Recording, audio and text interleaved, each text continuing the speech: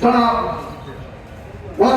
Sir, যিনি এই আন্দোলন করতে গিয়ে ন্যায়ের পক্ষে অবস্থান রাখতে গিয়ে ফ্যাসিস্ট বিচারপতিদের চক্ষুষুলে পরিণত হয়েছিলেন, যাকে বারবার হয়রানি করা হয়েছে।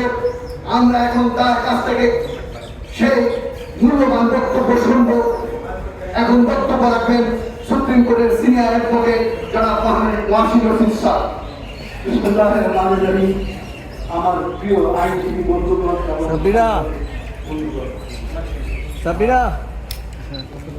আমাদের প্রধান বিচারপতি উনি অনেক চেষ্টা করছেন যে ওনার যতদিন উনি আছেন কিভাবে বিচার বিভাগকে স্বাধীন রাখা যায় এবং স্বাধীন করা যায়।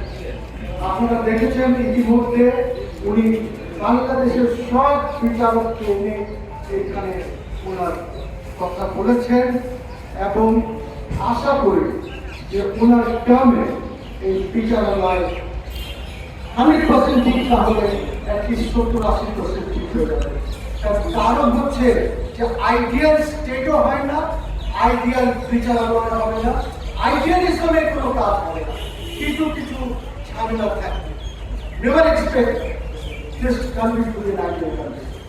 এখন আমার কথা হচ্ছে যে আমাদের প্রধান বিচারপতি চেষ্টা করছেন আমাদের যে দাবি আছে এই দাবিটা এগিয়ে নিতে, এবং আমার জানা মতন 10 জন আগে যাবে, 10 জন পরে যাবে, এবং 10 জনের লিস্ট অলরেডি পাঠিয়ে দেওয়া হয়েছে মন্ত্রণালয়ে, এবং এইটা বর্তমানে আসিফ নজরুলের কাছে আছে।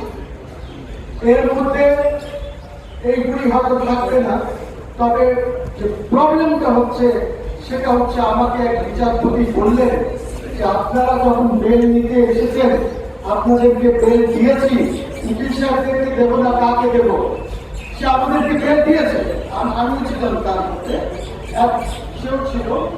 এখন পরে ওকে যে বকাবকি করেছে তখন সেটাও সে আমাকে বলেছে, এই জিনিসটা সে সবাই সাথে করেছে। কাজে আপনারা জানেন, হয়তো জানেন না, আমার বিরুদ্ধে সাইবার ক্রাইমের মামলা দিয়েছে 2 জন মিলে, তাপস এবং আনিসুল হক। সাইবার ক্রাইম আমি কি বলেছি, ওদেরকে চোর টোর করেছিলাম বলে মামলা দিয়েছে।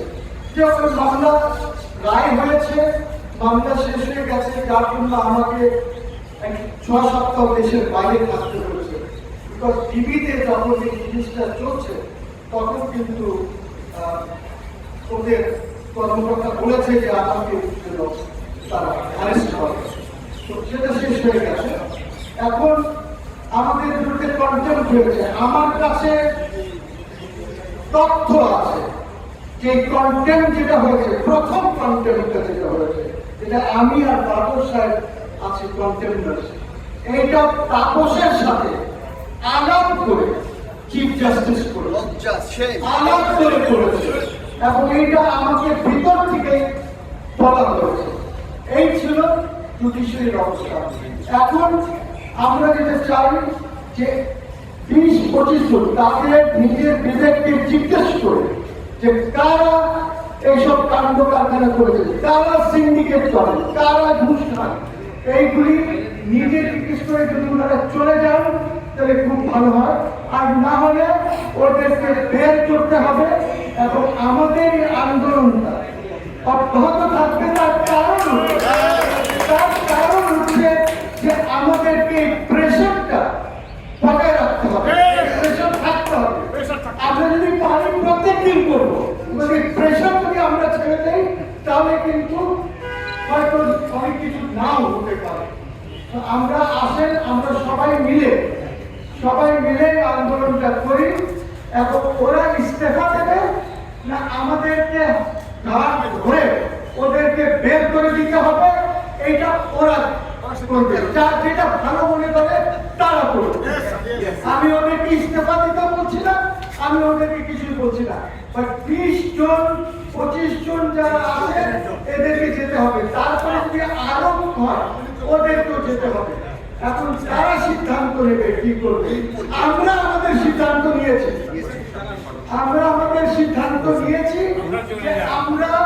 যদি ইস্তফা না দেয়, যদি না চলে যায়, তাহলে আমরা ওদেরকে বের করে দেব।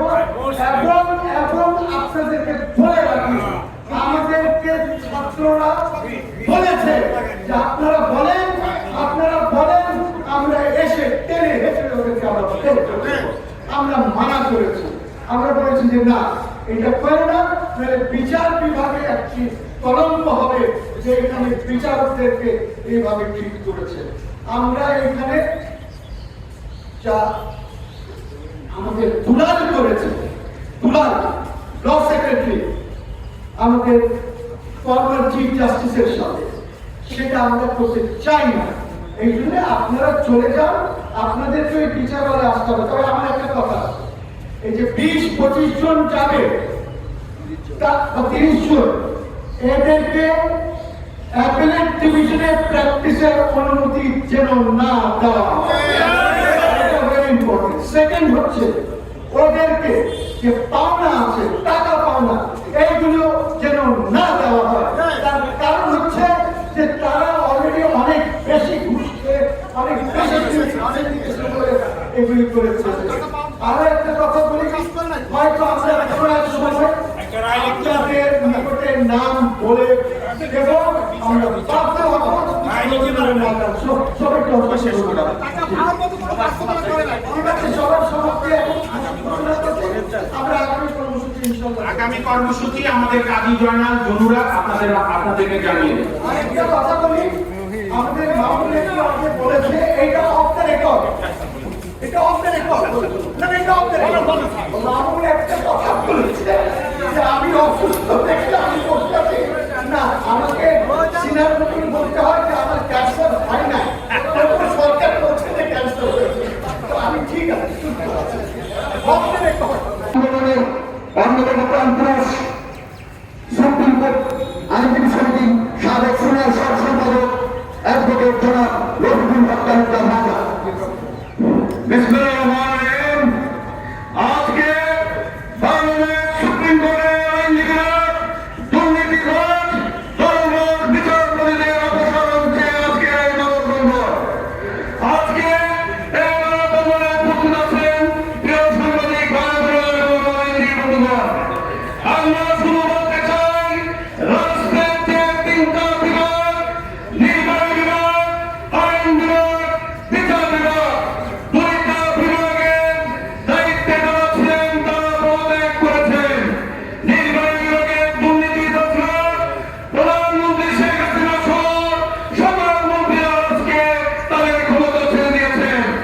আইন বিভাগের স্পিকার সহ সংসদ সদস্যরা আজকে নেই। আমরা দেখতে পাচ্ছি